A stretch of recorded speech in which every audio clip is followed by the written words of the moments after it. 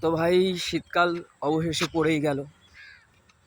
আর এই শীতকালে সকাল সকাল উঠে একটুখানি মর্নিং ওয়াক করতে হয়, তারপরে একটুখানি ব্যায়াম ট্যায়াম করলে ভালো হয়। এইসব কথা যারা বলে তাদের কথায় একদম কান দেবে না ভাই। তোমার যখন ইচ্ছা হবে তুমি তখন উঠবে।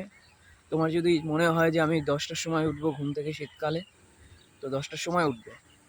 কারো কথা শুনে 6টা 7টার সময় ওঠার কোনো দরকার নেই, কারণ নিজের শরীরকে কষ্ট দেওয়ার কোনো মানে হয় না।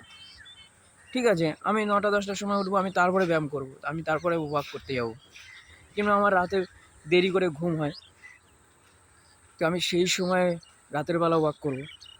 সকালবেলায় যে হাঁটতে হবে, হাঁটতে যেতে হবে, এরকম কোনো মানে নেই। আমি আজকে মোটামুটি এই 8টার সময় উঠেছি, আমি এখন হাঁটতে এসেছি। আর হাঁটতে এসেছি আমি একটা গ্রামের পথে। এই দুধারেই শুধুমাত্র চাষবাস হয়। এই দেখো ধান গাছ, এদিকে ধানগুলো কাটা হয়নি, এদিকে ধানগুলো কাটা হয়ে গেছে। তো ভাই আমার যখন ইচ্ছে হবে আমি তখন তাই করবো, লোকের কথা শোনার কোনো দরকার নেই, কারণ লোক সবসময় কিছু না কিছু বলবেই আর সবসময় তোমার খারাপই চাইবে।